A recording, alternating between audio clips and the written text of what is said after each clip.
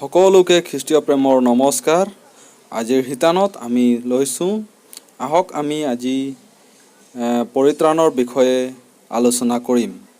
থোৰতে কৈ থওঁ, এতিয়ালৈকে আমাৰ চেনেলটো যদি ছাবস্ক্ৰাইব কৰা নাই তেহে অতি সোনকালে ছাবস্ক্ৰাইব কৰক আৰু কাষতে থকা যি নটিফিকেশ্যন বেল আইকন তাকো প্ৰেছ কৰক, যেনেদৰে আমি ভিডিঅ'বিলাক আপলোড কৰিম তাৰ নটিফিকেশ্যন প্ৰথমে আপোনালোকে লাভ কৰিব। তো 1 নম্বৰ কথা হৈছে পৰিত্ৰাণ মানে কি? পৰিত্ৰাণ মানে কি?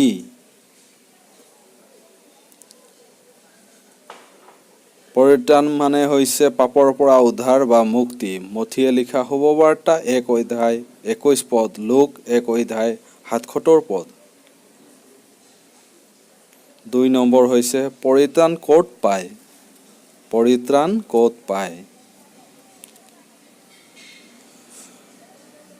প্ৰভু যীশু খ্ৰীষ্টৰ দ্বাৰাই পৰিত্ৰাণ পায়। প্ৰভু যীশু খ্ৰীষ্টৰ দ্বাৰাই পৰিত্ৰাণ পায়। 1 থেছালনিকিয়া 5 নম্বৰ অধ্যায় 9 পদ। 3 নম্বৰ হৈছে পৰিত্ৰাণ কাৰ নামত পায়? পৰিত্ৰাণ কাৰ নামত পায়? প্ৰভু যীশু খ্ৰীষ্টৰ নামত পৰিত্ৰাণ পায়। পাচনি কৰ্ম 4 নম্বৰ অধ্যায় 12 নম্বৰ পদ।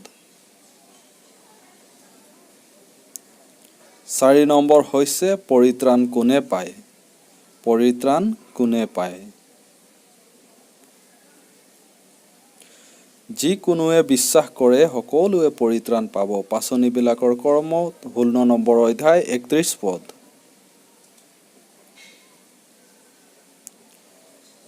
5 নম্বৰ হৈছে পৰিত্ৰাণ ক'ত আছে? পৰিত্ৰাণ ক'ত আছে? কেৱল মাত্ৰ যীশু খ্ৰীষ্টত আছে। কেৱল মাত্ৰ যীশু খ্ৰীষ্টত আছে। পাচনি কৰ্ম 4 অধ্যায় 12 পদ। 6 নম্বৰ হৈছে পৰিত্ৰাণ কোনজনৰ আছে? পৰিত্ৰাণ কোনজনৰ আছে? সকলোৰে, আমাৰ সকলোৰে পৰিত্ৰাণ আছে। আমাৰ সকলোৰে পৰিত্ৰাণ আছে। 2 তিমথিয় 1 নম্বৰ অধ্যায় 9 নম্বৰ পদ। 7 নম্বৰ হৈছে পৰিত্ৰাণ কেনেকৈ পায়? পৰিত্ৰাণ কেনেকৈ পায়? অনুগ্ৰহৰ দ্বাৰাই পৰিত্ৰাণ পায়। অনুগ্ৰহৰ দ্বাৰাই পৰিত্ৰাণ পায়। পাচনিৰ কৰ্ম 15 নম্বৰ অধ্যায় 11 পদ।